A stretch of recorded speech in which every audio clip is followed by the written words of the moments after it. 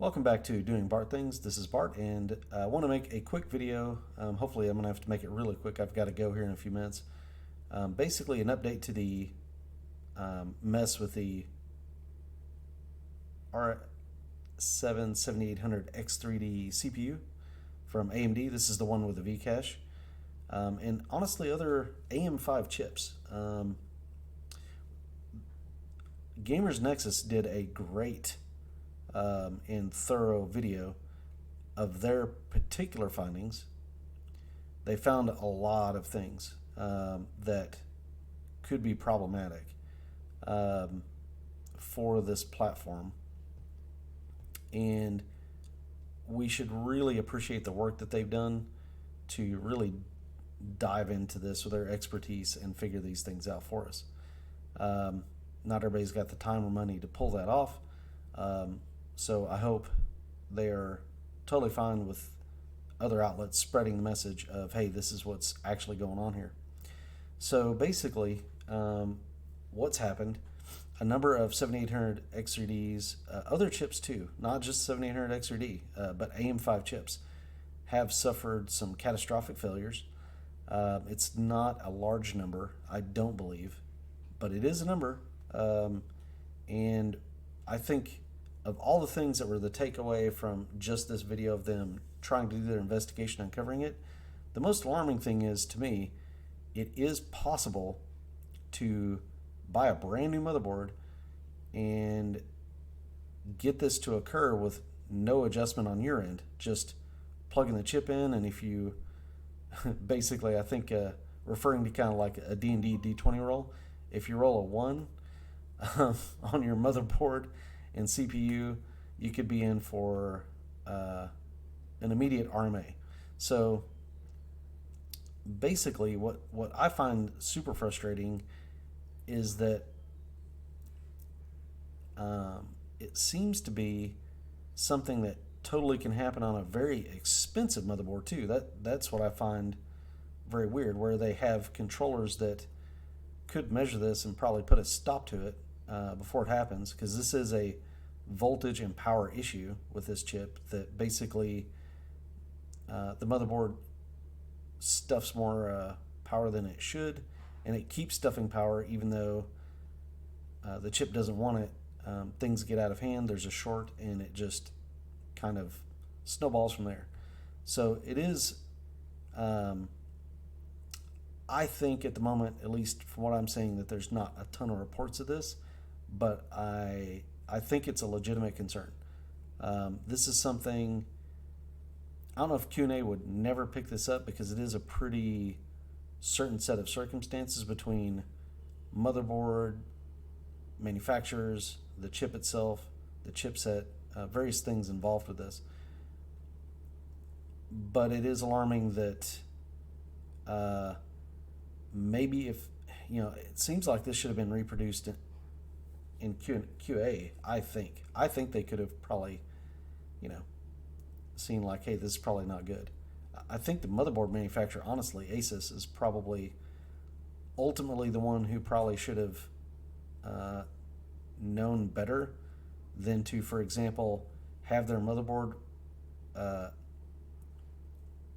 boost voltage like this with Expo. Like, just what is going on here? They're the most, with auto voltage, they're the most tame, and then you set Expo and it goes way ham. That's, I don't like that at all. And Asus is supposed to be a manufacturer that you can trust. They've been doing this a really long time, so I'm pretty disappointed in that. It's a very interesting situation where, I mean, like the ASRock motherboards are pretty close. That's not bad. The I would say the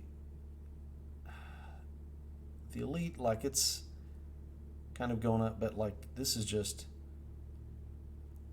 I mean, setting it to 1.35, then having it go to 1.39 to 1.41 is kind of alarming, because I'm assuming no matter what you set this to, in that case, if this is a set point, it's going to go percentage-wise like just higher and higher. And, or, you know, it's like, if this is 1.25, does that mean it's going to be 1.3, right? So you can see, like, that's not good. That's a very, you almost kind of want the conservative side of that, where if I set it to 1.35, it actually works out to 1.32 or 1.33 or 1.34, where it's under, where I know that it's not going to go higher than this, as far as the voltage goes. That would be the safer route for that. But yeah, this is not good when the reported and set point, what you think you put it at, is not represented in actual power. That's not great. And this piece of it is definitely the motherboard manufacturer, I would say. But Nero's makes no difference. That's the motherboard that's definitely doing that for sure. I would, if anybody has, honestly, any AM5 motherboard, I would just really make double sure that you've got the latest BIOS update. BIOS updates, the way you get those is you can go to the manufacturer's website, look up your motherboard, try to find support, and then there should be a way to download the latest BIOS. Most BIOS you can actually download and put on a thumb drive and then update from there.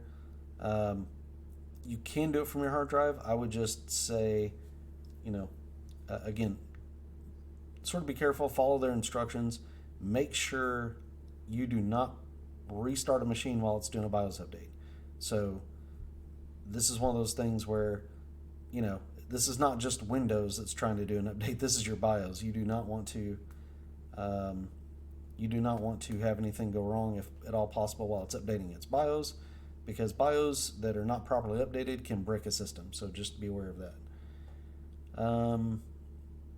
Now, I'm excited to see what next videos Gamers Nexus has on this. But like I said, just word to the wise, be conscious of this. Make sure and go update your BIOS to the latest version. I would not mess with Expo, especially on Asus motherboards for now, I would say. And just, you know, it's not that Expo's bad. It's just, again, when you've got things that are not reporting correctly, like you can see here in Expo, these other motherboards are not even really messing with voltage at all, you know? So I don't know why Asus has made that decision. To maybe to eke out some more performance. I think maybe some laziness and not configuring could be the culprit as well. So there's a lot of this is going to be get your popcorn out and ready between the manufacturer and of the motherboards and AMD. Like Asus and AMD are probably going to go some rounds on whose fault this is for sure, because AMD may have not communicated. Asus didn't do their due diligence. Like, I'm not sure what the deal is, but it's not great. So especially if you have an Asus motherboard, make sure you run out and get the latest BIOS and keep watching for more BIOS updates, because I reckon that they will hopefully get to kind of some sort of complete fix here in the next few weeks. I wouldn't be worried about your system blowing up. If it's running fine, that probably is, but I still would absolutely update BIOS, because over time, even if it's working, if this thing is giving it more voltage than it should, it's going to lower the life of your CPU. So just be aware. Next item, Billzoid, actually Hardcore Overclocking has, and this is kind of,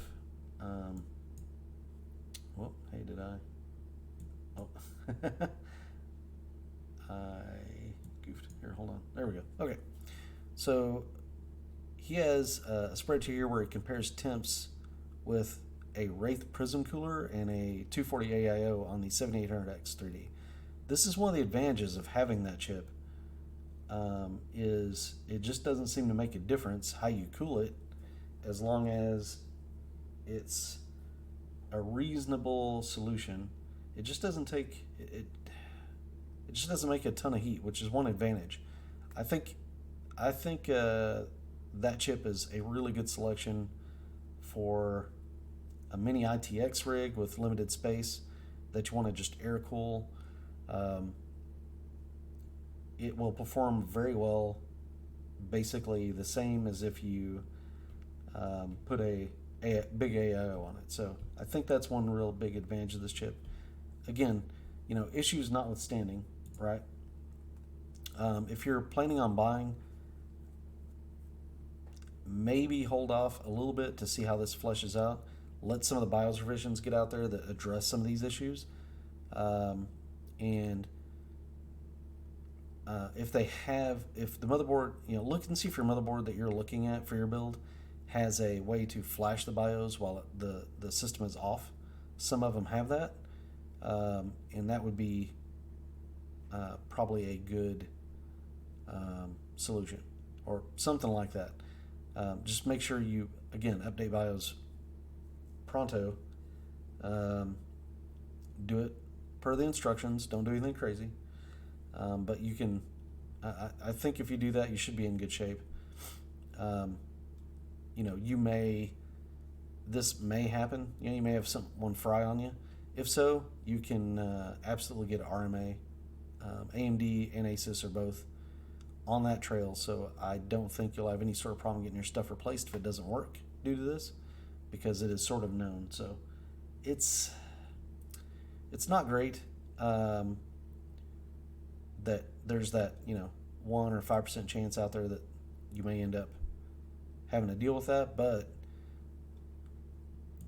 these chips are very strong. And again, if you're doing a micro ITX rig, man, that's awesome, because you can use a low profile cooler and essentially get, in a lot of games, 13900K Intel or 7950X performance at less money than those chips, taking way less power, making way less heat, and able to fit it in, just if you were to get like a really good low profile Noctua cooler or something like that, that would be beneficial.